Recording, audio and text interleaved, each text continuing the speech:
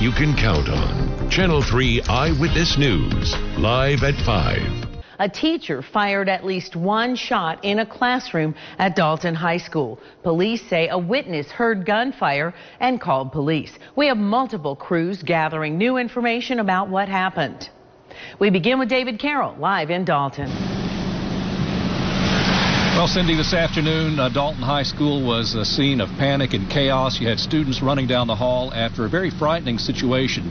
53-year-old Randall Davidson, a 14-year social studies and history teacher here at Dalton High School, apparently barricaded himself into a room. The principal tried to communicate with him, and that was not going to happen. And the principal heard a gunshot, and that's when students started running everywhere. Of course, during the past couple of weeks, we've had so many threats and scary situations in schools across the United States. As it turned out, he did not shoot himself. He did not shoot any student. He apparently shot that bullet through a window, but certainly it caused a great deal of panic. Now, here's what we know about Mr. Davidson. He has been here since 14 years. He's well known as the voice of the Catamounts in football and basketball. He even wrote a book about the Dalton sports program, and very well respected, very well liked among the students and faculty here at Dalton High School. So this certainly came as a surprise. He was certainly apprehended by police and has been undergoing various examinations, just whether it be physical, mental, just to determine what caused this gunfire to erupt here at Dalton today. Once again, the important thing, all the students are safe. One did injure an ankle in the skirmish just trying to get out of the school. Of course, the school resource officer plays an important role in events like this, and Channel 3 Eyewitness News reporter Kate Smith joins us now here at Dalton High School with that part of the story. That's right, David. I spoke to several police officers who were running into the high school when students were being evacuated and hiding in classrooms, and they say it's exactly what you see on TV, and the moments were absolutely horrifying. We learned this afternoon that the school's resource officer was actually at the middle school's campus and not the high school's campus when he got the call. The school's principal radioed that Mr. Davidson was not acting normal and he wasn't allowing students into his classroom. The principal tried entering the classroom, and that's when Mr. Davidson said that he had a gun. Immediately, the school's principal went on the radio and said that the school was now on a threat lockdown, and the school's resource officer was on his way back to the high school. I am told that threat lockdown is practiced often by students, and it's something they never wanted to do in real life. And a lot of brave teachers today do a lot of brave acts, and so I appreciate them deeply. They did exactly what we trained to do, and so that if anything out of all this, that was good to see. The school's resource officer is the one that got Mr. Davidson in custody. He has been with the Dalton High School for only 2 to 3 years now, and parents were told not to go to the high school to pick up their children. Instead, they were directed to go to the Northwest Georgia Convention Center, and that's where we find Cameron Taylor with more. And Kate, parents continue to pick up their kids this afternoon from the convention center. I want to show you, there's parents still spilling in, getting their kids. There was quite a long line when we were in there just a few minutes ago, but this is where parents have been told to pick up their kids and not the high school. Kids were taken here by a bus. We want to show you some of that video. There were several school buses that came here to the convention center, and parents are still rushing to get their children this afternoon. Understandably, a lot of them are upset. They were waiting for more information. One student we spoke with who was in a classroom nearby says that he heard a loud bang. He was in the classroom next door to the teacher, and from there the teacher told them to hunker down behind desks. That was his teacher in the other classroom, and that was used to protect themselves. And this student had no idea what was going on initially, but says he was frightened by what he heard.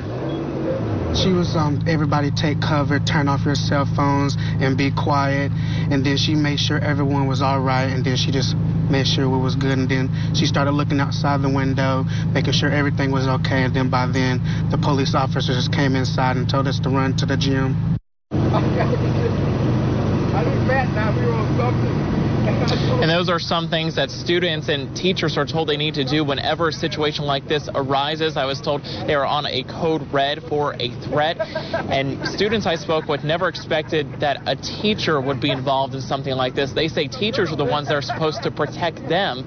And understandably, they're upset, and many of them saying that they don't want to return to school. But we are still waiting on to find out if that will be the case, if school will be in session tomorrow. For now, live in Dalton, Cameron Taylor, Channel 3 Eyewitness News.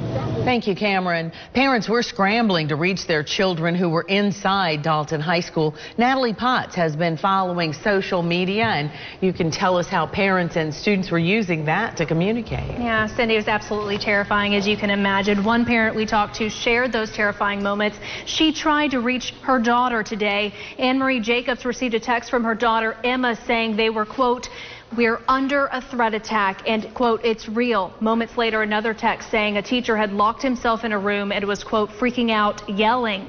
A few texts later, she wrote, "He has a gun."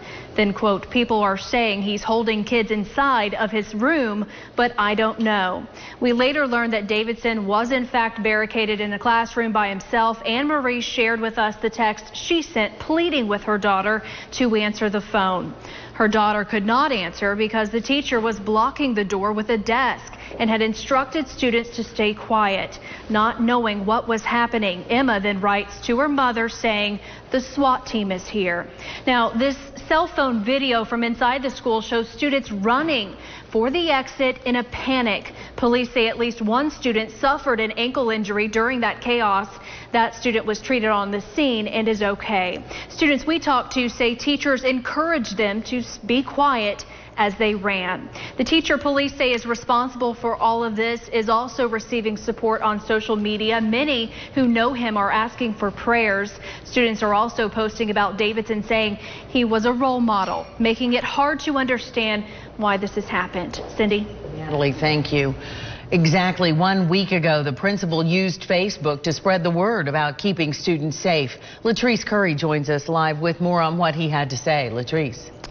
Well, Cindy, the principal, Steve Bartu, decided to post the message last Thursday after 3 students reported that they found a threatening note on the floor of a classroom. After that, the principal and the students made videos to stress the importance of, if you see something, say something. And we have this full video on our website for you to take a look at.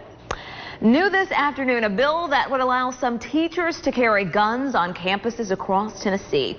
That's according to the Tennessean. The proposal will allow one school employee to carry a gun for every 75 students enrolled at the school. That person will need to maintain a state-issued handgun carry permit and complete 40 hours of handgun training. House Civil Justice Subcommittee Chairman Mike Carter of Ottawa sponsored that bill. Cindy? Thanks, Latrice. This story is, of course, developing with new information coming in. Stay with us by downloading the WRCB app. People were yelling that he's shooting. So we closed our gate, took as many people in as we could. Eyewitnesses say there was gunfire at Hamilton Place Mall this evening. Police respond by the dozens, closing roads and evacuating the mall. But after reviewing video, police now say there were no shots fired. And the rain has moved into the Tennessee Valley with the potential for some early morning thunderstorms. Nick Austin is tracking the system. With coverage you can count on, this is Channel 3 Eyewitness News at 11. Thank you for joining us. I'm David Carroll. We're watching some severe weather across the Tennessee Valley. Nick Austin will have the forecast for us in just a few minutes. But first, we continue to follow breaking news from Hamilton Place Mall, where our crews have been all evening. Here's what we know at this hour. Calls were made to 911 reporting shots fired around 6 p.m. There was a massive police and emergency response. Chattanooga police now say they do not believe any shots were fired. No victims have been located and no suspect information has been released. Our cameras were rolling as a gun was found in the parking lot. Channel 3's Cameron Taylor has been at the scene throughout the evening, and he spoke with police about the results of their investigation. Cameron, what have you learned? David, overall a scary situation for shoppers and mall employees after police responded to a shots fired call tonight. At one point, there were dozens of police cruisers, ambulances, and fire trucks here at Hamilton Place Mall. That is now cleared up for the night. But here's what we do know from police. I want to break that down for you. That shots fired call coming in after 6 o'clock this evening. They emphasized there was never an active shooter here. Instead, what they say happened was a fight in the parking lot. The person responsible for all this ran back inside, apparently. Some witnesses saying that person had a gun, but they're still working to figure out if that was the case. As a precaution, police evacuated the mall, and tonight they're still looking for the person or people responsible. We have no location for the suspects at this time. We're still gathering evidence. It's a preliminary investigation right now. We're trying to pull video cameras inside the mall. There's a whole bunch of video cameras in there. You're taking a look now at the gun police found the parking lot of the mall. They haven't said if this belongs to the person they're looking for, but what they can tell us is that no shots were fired inside or outside the mall after reviewing security video. Police finished their sweep and allowed individual store managers to go back inside to close. We're also told some employees locked themselves inside but have now gone home. And police, of course, are talking with witnesses about what they saw at Hamilton Place Mall. Channel 3's Casey Freeman is standing by. She spoke with some shoppers about all of this, and Casey, understandably, they're shaken up about this. That's right, Cameron. Several people say stores immediately went on lockdown to protect as many people as they could from this altercation. Witnesses say that an argument started in front of Rack Room Shoes. Two men tell me this type of behavior is normal for the weekend. However, they say that they are disappointed that the conflict ended like this. We saw kids fighting, so we were just watching it, and then they kind of spread out, like stopped, and when they went upstairs, somebody raised their hand as they were coming up the escalator. I was kind of shook at first. I mean, obviously I was a little nervous. I felt pretty safe, like I said, because I was in the back of the store.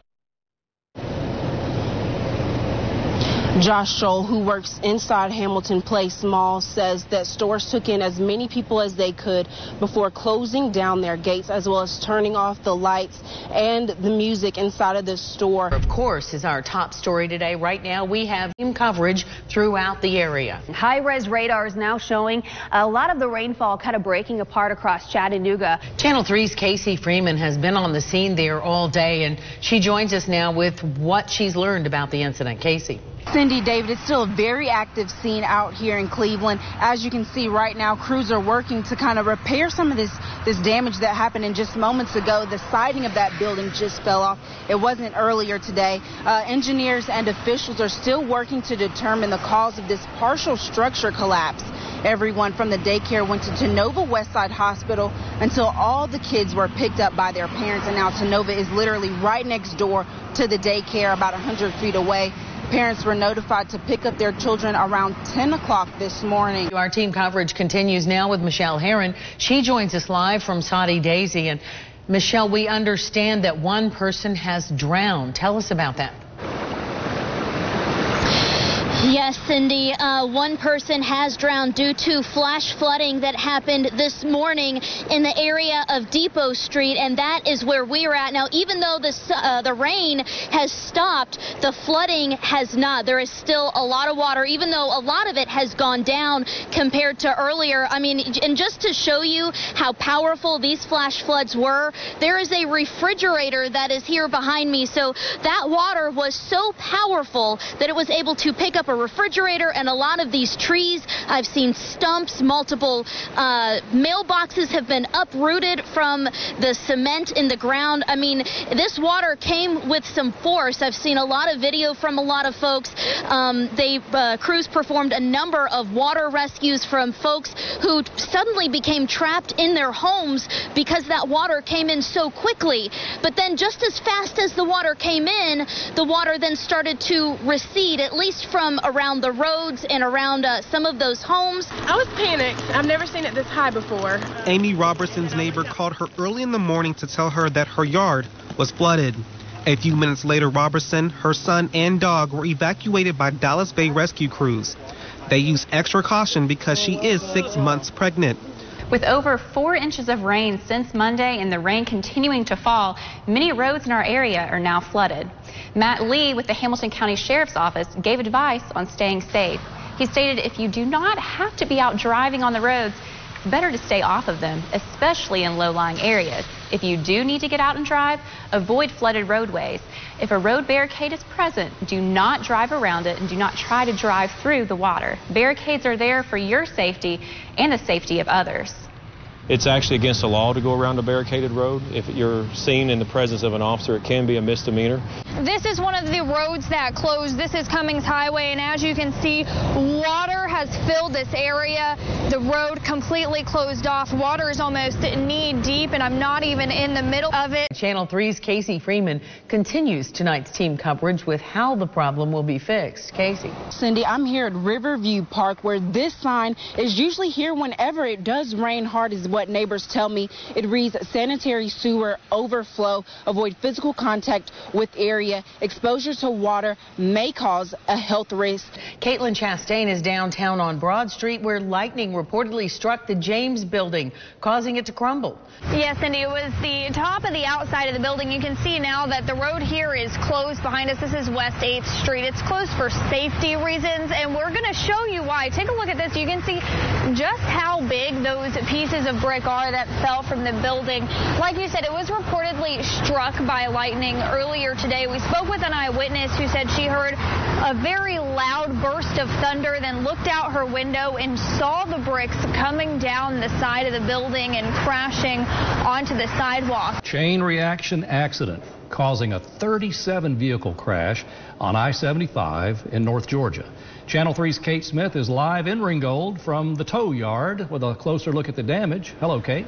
David, 5 of those 37 vehicles were brought here to ABC Towing, and as you can see, the extent of this damage it's very extensive. The pileup on 75 northbound caused massive traffic delays during the morning commute.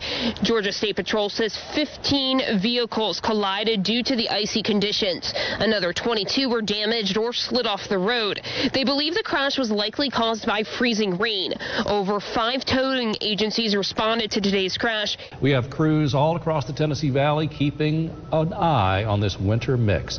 Cameron Taylor is in Grundy County, there at the top of your screen, where snow has already started falling. You see Kate Smith there in the middle in Marion County, and Tanisha Cordell on the bottom right of your screen, keeping an eye on how Hamilton County is getting ready.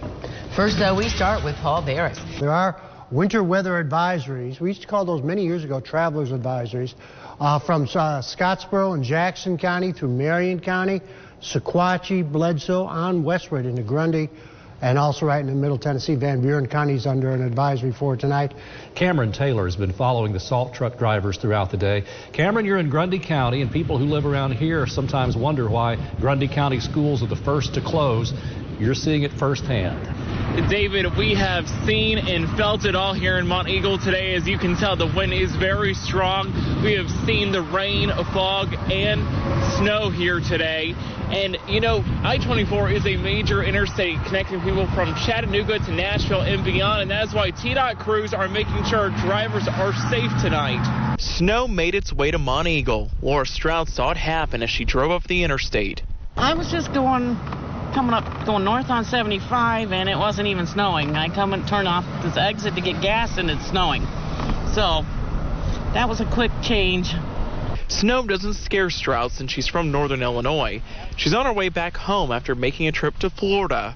Now, before the snow started falling, drivers experienced rain and fog. That gave TDOT crews time to salt the interstate ahead of the freezing temperatures. When it comes to, maintaining the roadways and keeping them safe, there's no bounds. Tim Worley is the operations technician supervisor. He made sure all 5 TDOT trucks in Mount Eagle were full of salt to go up and down I-24. They typically can travel around 3 to 4 miles before needing to reload. When the roads freeze, Worley says it can sometimes call for calcium chloride to make the salt work faster. It is very crucial to keep this open. So this is like I've heard the terms a major artery from here to, from Nashville to Chattanooga. A major artery that has thousands of cars flowing through it each day. Help isn't too far away if TDOT crews stationed in Mount Eagle get overwhelmed since they're by the interstate. As for drivers, Stroud says she's going to take it easy. I see where it said 6 to 10 inches. I'm just going to keep on booking. It is really cold out here in Marion County today. The wind is very strong. It's bone chilling and just really unbearable right now. Road crews have been out all day. They're getting ready for winter weather. They've been prepping the roads with salt, brine, and gravel. There's been a major degree dip here in Marion County. The day started with about 60 degrees and now it's in its 30s. I have to mention, we got a pretty nice snowfall or flurries coming down here on the mountain, and the wind, as Kate mentioned earlier, is definitely picking up. Now, the thing about those flurries here, it's not so much sticking to the ground. It's pretty much melting once it hits the hood. And I have an example right here. We spotted this truck that's for sale, and take a look at the hood here. I mean, this is not water. This is completely iced over. I mean, the snow is literally coming down, melting on the car, and freezing right where it stays. That long ordeal that began with the murder of a mother in Jackson, Tennessee, and an endangered child alert ended here in Chattanooga today. Police say Keon Stewart took the children last night and brought them here, launching a statewide endangered child alert. Police spent 4 hours today trying to coax the father out of a Chattanooga apartment. Channel 3's Kate Smith was live at noon as the standoff ended. Tanisha Cordell is looking into Stewart's background. We begin our team coverage with Kate. Is there any idea why Stewart drove some 300 miles to Chattanooga? Again, you heard me mention it, the most dynamic duo of running backs in NCAA history. They have rushed for more yards than any other pair of running backs, yes, in the history of the sport. All right, our coverage continues. I'm not here alone. We've got a crew. Jill Jelnick, sports reporter Jill Jelnick, has been outside braving the weather to bring us the flavor of the fans in Atlanta. According to StubHub, the average price of a national championship ticket is $2,454. We have a breaking news situation to get to right now. We have a truck on fire on I-24 East that has completely shut down that side of the interstate. Let's get right to Channel 3's Tim Pham, who is live at the scene. Tim?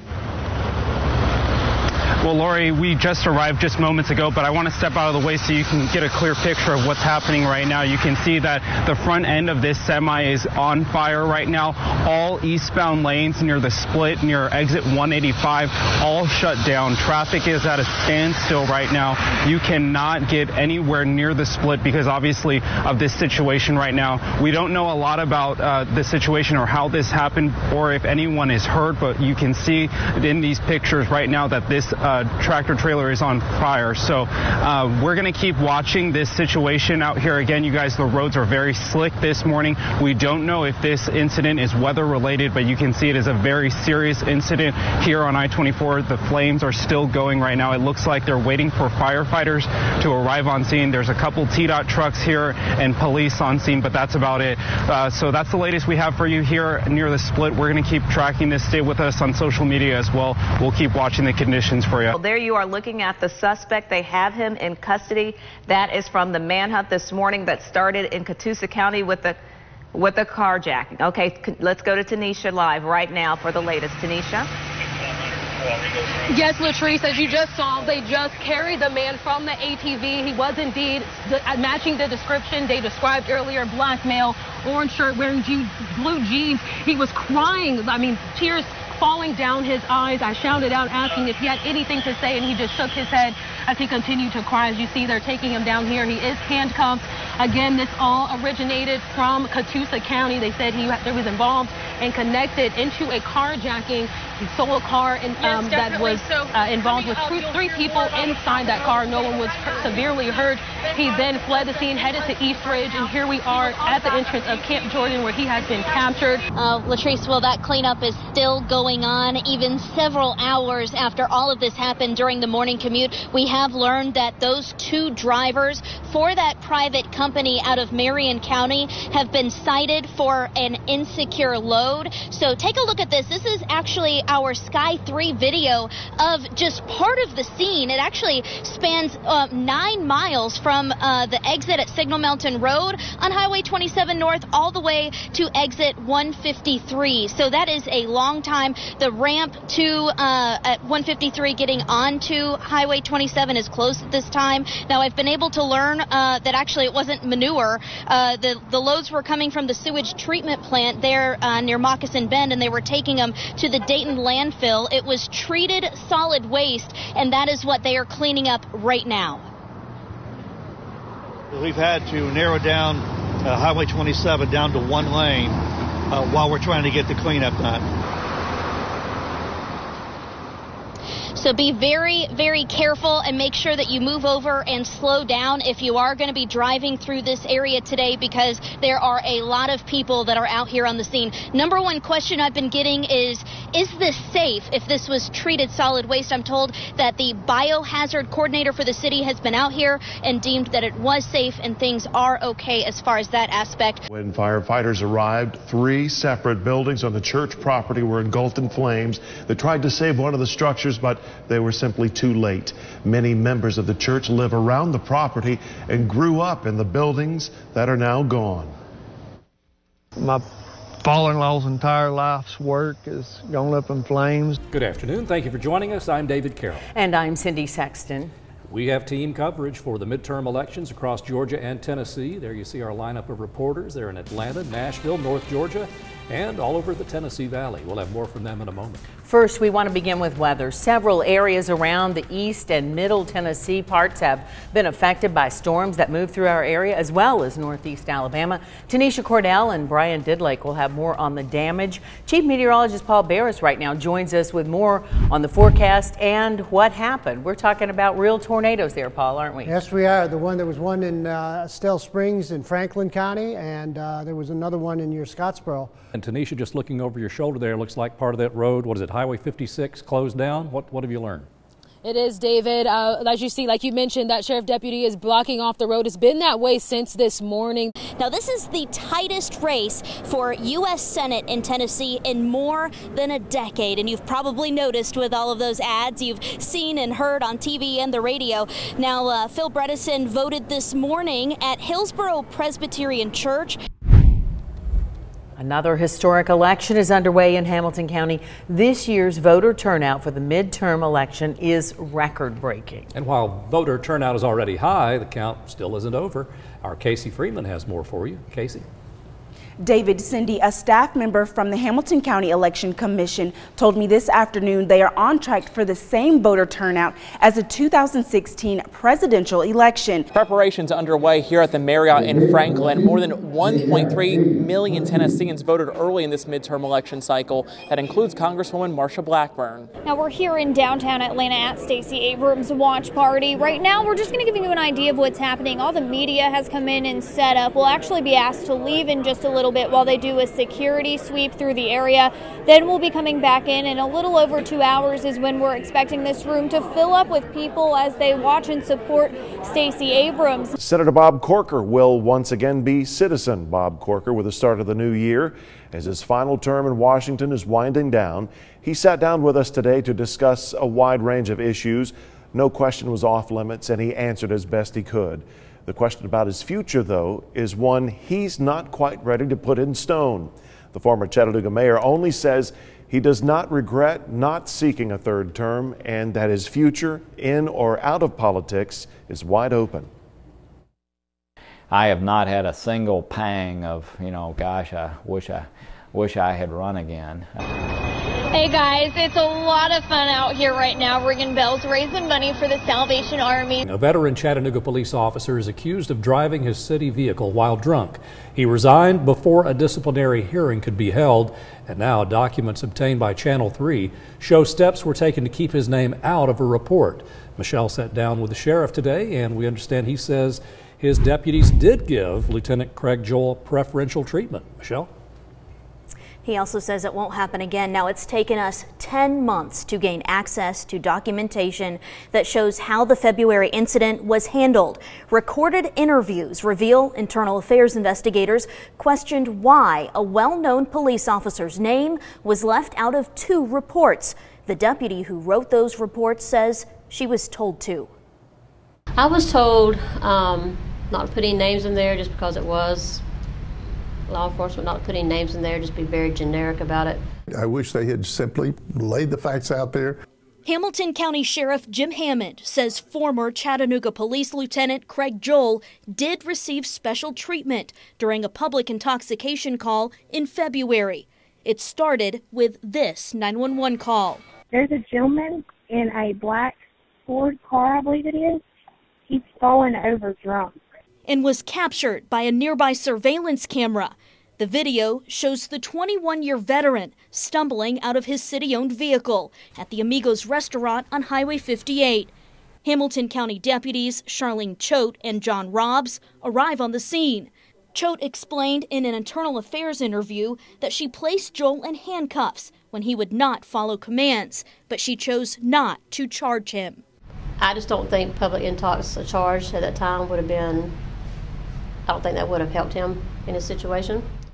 My officer had no knowledge when she made this stop what she was dealing with. As it began to unfold what she was dealing with, she had already made her decision not to place an arrest, and that was honored. Internal affairs investigators spoke to several higher-ranking officers who were on scene and chose to take Joel to a separate location so he could be released. When Channel 3 received reports of the incident in February, we asked for the report. The first version was vague, leaving out all of the names of those involved. 6 days later, Deputy Choate filed a new report with more information, but again left out Joel's name, any mention of a city vehicle, or Joel's service weapon and badge being found in the car's floorboard. We wanted to know why. There is a narrow window when a supervisor, because of their own training, can instruct someone to write a report different. What was the motives behind it? I wasn't there. I didn't make it. I don't think I would have done it that way. Sheriff Jim Hammond says the officers involved have received verbal warnings, and he has issued new directions on how to handle situations involving other officers. The internal affairs investigation into Joel's actions has been closed. Documents show Joel resigned on November 7th, 1 day before his disciplinary hearing. Now it will be up to the Fire and Police Pension Board, which Joel once led, to decide if he will receive his pension and medical benefits. Benefits Joel tells Channel 3 he needs. He declined our multiple requests for an on-camera interview, but told Channel 3 over the phone that there is a, quote, medical component that he is not allowed to discuss pending a hearing. The sheriff says there are steps a deputy can take if they are being instructed to do something by a superior that they do not feel comfortable doing. Now, we have reached out to Deputy Choate, but we have not heard back. Welcome to beautiful Ooltewah, Tennessee, to the Smith Perry Berries sunflower fields. You want to see something cool? Check this out.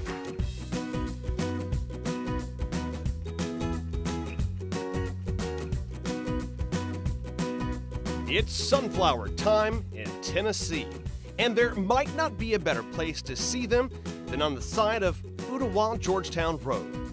It's an annual tradition appreciated by all ages. So we come every year, and I came to take a few pictures. We've been here once before. Yeah. And then when you heard that they were back, were you so excited to come here? Yeah. The fields span 30 acres. Each year, it takes about a week for Avi and his crew to prepare the soil and plant the seeds. They just, you know, amazed how beautiful it is, and I like to see the sunset come down behind the sunflowers, and, you know, just the kids love it. I like the big colors. I like how big they can get. This field is just for viewing and for photography. But across the street, you are allowed to pick your own flowers to take home. Zinnias, cosmos. We sell a bucket for $15. All you can pick to get in the bucket. I think the record's 72. It's a beauty unmatched in this area. And for the folks at Smith Perry Berries, it's an opportunity to give something to the community that they won't soon forget. For people to leave here with a good experience and, you know, want to come back next, something to look forward to. You know, people start driving by here the 1st of July, you know, to see if they're blooming yet. Everybody come out Ooltewah-Georgetown Road and see the beautiful sunflower patches. Here at Channel 3, we're working with the Chattanooga Police Department, asking for your donations to the Witness Support Fund. Since its creation, 51 people have received help. Already. And if you want to help more people, call the number on your screen now. There it is, 266-5483. Police created this fund 2 years ago, hoping that the promise of protection would help witnesses and victims of violence cooperate with police. Channel 3's Tim Pham looked into how the money is helping victims get a fresh start. Due to everything that was going on, I was not working and I was on leave from my job with no money and on leave. I had no funds to go back and forth to finalize details in my town. Troy Rogers reads a thank you letter from a young single mother who needed to get out of town after surviving a shooting and helping police name the shooter. It's for people who want to say, hey, I will tell you what happened so we can put this perpetrator in jail. The fund offers protection to help witnesses and victims of violence who cooperate with police and testify against the accused. It could be moving, it could be job relocation, it could be writing letters for employers. It started 2 years ago after Bianca Horton's death. Horton was set to testify against the man of shooting her baby and killing another person. She was murdered before she made it to the witness stand. Her case is really what tipped off the need for us to truly support victims and witnesses to crimes. Horton's case prompted community leaders to urge the mayor to create the fund to support survivors. A lot of times people feel like there's nobody there for them, so they don't say anything, or it's no way for me to get out, or I live next door to the person, or I know him. Victim service coordinators create a plan to maintain a survivor's safety and help them navigate court proceedings. They are wanting to participate in the criminal justice process. They want to engage with the department, but that might have consequences. So the fund helps find shelter. In some cases, it helps with relocation. Its assistance, Lieutenant Anthony Easter, says can be the difference between life or death. Where the victim's life is in danger, it is absolutely pivotal that we get them out of that situation and protected and moved to another place. Rogers says the need is great. He hopes to see more cases solved, but finds hope in letters like this one that the people brave enough to help can be kept safe. Many times there are organizations that offer help and support, and that is it. They were here for me emotionally and assuring me that everything will be okay. Thank you so much, and now I'm able to breathe and smile. And that is why we are doing that fundraising. That was Tim Pham reporting. If you'd like to donate to the Witness Support Fund, phone lines will be open until 6:30 this evening. Hello, everybody. David Carroll and Cindy Sexton, and we are live at the St. Jude Dream Home from Barrington Point Subdivision. This is the day we've been waiting for. It's so exciting to be here. It's also an awesome thing to know that someone today will own this home. Operation Good Neighbor is underway. US 101 and WRCB are at the Signal Mountain Walmart accepting donations for those affected by Hurricane Michael. Tim Pham is at the Walmart this afternoon. And Tim, how are things going so far? Latrice, we just got an update from the manager here at Walmart, and I'm told that we've collected about $6,000 worth of cash donations and different items. So here's how it works. Show up to the Walmart just like the last Operation Good Neighbor. You drive up here, we'll collect your donations here and your monetary donations. And then if you come over here, this is where our lovely volunteers sort things out. So we take an inventory of it all, and all of this will help our neighbors in the Panama City Beach area.